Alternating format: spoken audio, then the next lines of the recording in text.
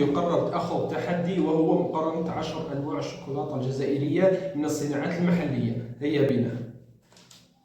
يعني مستغربين انه ليش الباطة مفتوحة لهذه الدرجة، لأنه صورت فيديو قبله لكن كان منه هاك فقط، ما ركزش على الكاميرا للأسف.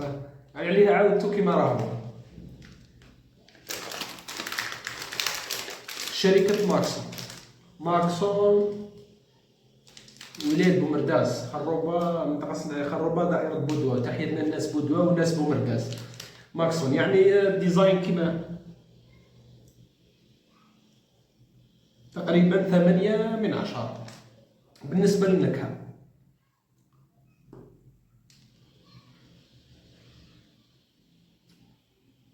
قوي جدا، يعني نسبة السكر مرتفعة ولا أنصح بها. نعطي لها تقييم 5/10.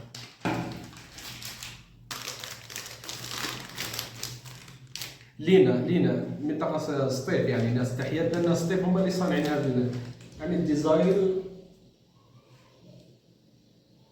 مدولات 7.5/10. يعني صراحة ديزاين هاك لذيذ، نتمنى تكون النكهة ألذ إن شاء الله. عفوا الذوق وليس النكهة. تحس في كمية الدهن مرتفعة جدا، يعني للأسف ليست اللي يشوف كما هاك الشعار يقول إنها جيدة يعني، لكن للأسف بدو لها تقييم 4.5/10 تقريبا. هذه لكن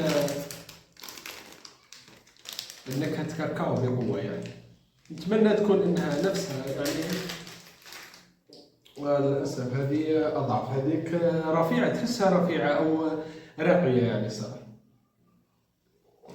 هذه 3.5 يعني. الغلاف ما يمدش فرق الغلاف والديزاين يعني تاع الشكل كذا وكذا للاسف. نتمنى تكون جيدة.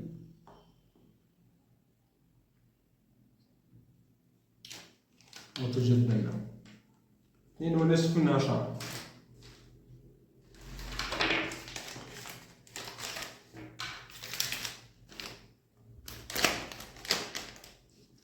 هذه ماغما، شركة صيفية على ما أظن.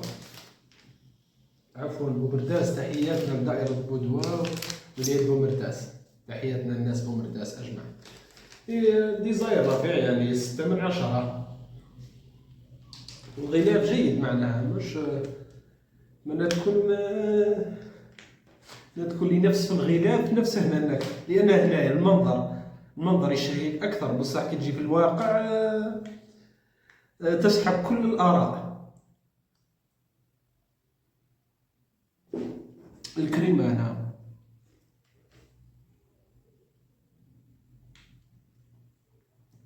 نكهة الشوكولاتة دي من فوق جيدة يعني صراحة، لكن الشيء اللي فزد لها الواقع يعني صراحة، خسر لها الواقع تاعها هي الكريمة دي. نسبة سكر مرتفعة، حلوة فوق اللازم، وما ننصحش بها صراحة.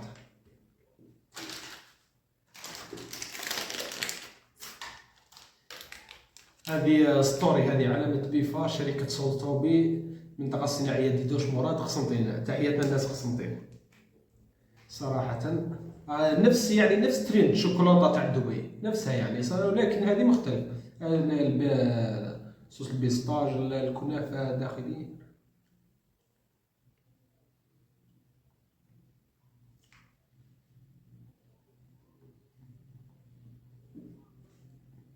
صراحة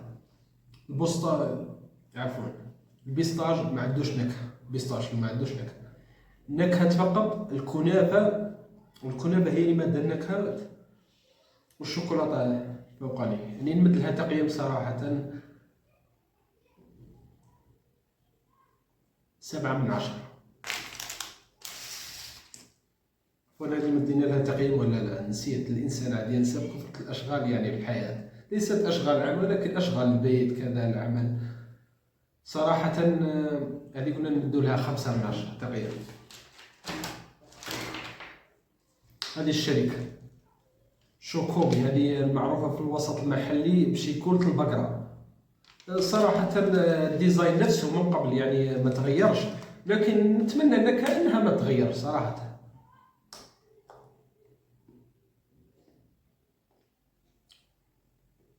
خمسين في المية تغير النكهة.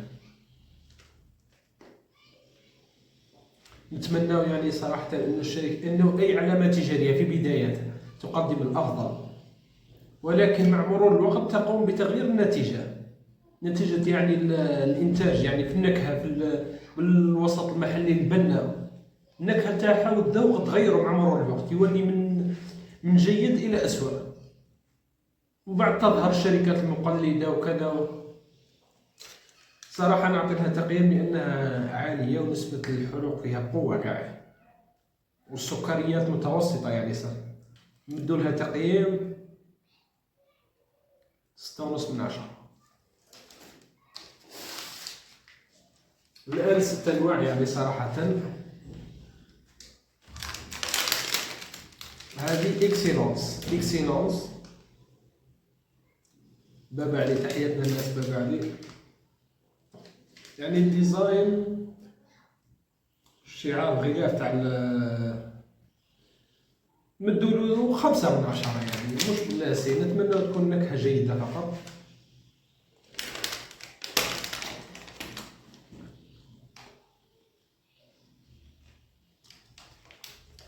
نكهة الشيكولا يعني صراحة تقريبا 40% جيدة، واللي يخسر لها الجود تاعها والبنة تاعها هي الروز هذا. نصح اليوم لها تقييم 4 من 10. عفوا. هذه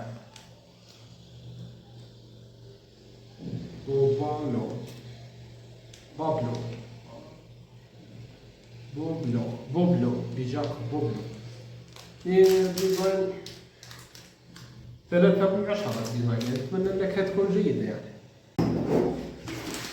صراحة اعذرونا على الانقطاع، الذاكرة لم تعد تتحمل المزيد وتوقف التصوير، لذلك عدت مسك بعض الفيديوهات المصورة قبل للفيديوهات القادمة وعدت فتح الكاميرا. شركة نايس علامة تجارية جديدة على السوق، ولكن نكهة خرافية جدا. مصنع الشوكولاتة فيصل الذهبي ولاية برج بوعريش. تحياتنا الناس برج بوعريش.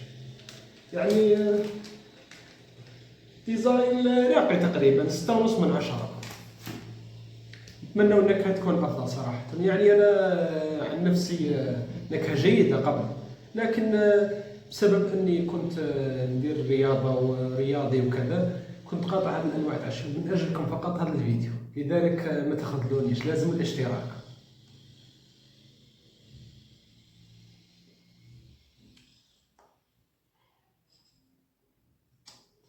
جيدة ويعني تعطيك نكهة خضرة تخضر لك الظن، نكهة خضرة يعني بقوة الكاكاو، ليس السكريات يعني جيدة، ليس بالسيئة، تقريبا 60%. نمدلها تقييم نايس، تقييم 7 من 10. فهي من الأفضل يعني.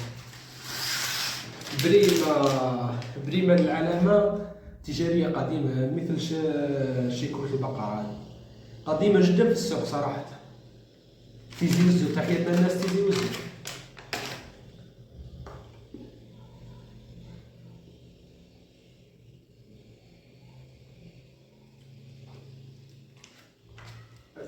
نسبة 10% من النكهة القديمة، مثل ما ذكرت الشيكولة السابقة.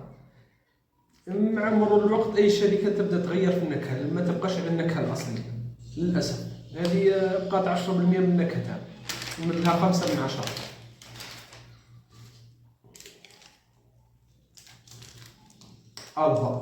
ألبا دي علامة تجارية.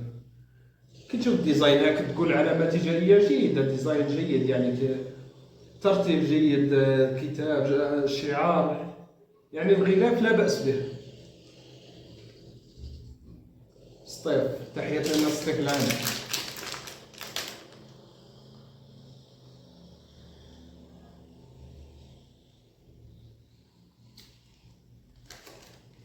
بس إنها 90% زبدة أو سمن قوة فيها يعني صراحة. كانت هذه مقارنة ل11 نوع من الشوكولاتة الجزائرية المحلية. أي اقتراحات، تحديات أو مقارنات اكتبوها لنا في قسم التعليقات، ولا تنسى الاشتراك وتفعيل الجرس ومتابعتي على تيك توك، والرابط في صندوق الوصف. وهذا الفيديو كان مقارنات صريحة وليس هجوم على العلامات التجارية.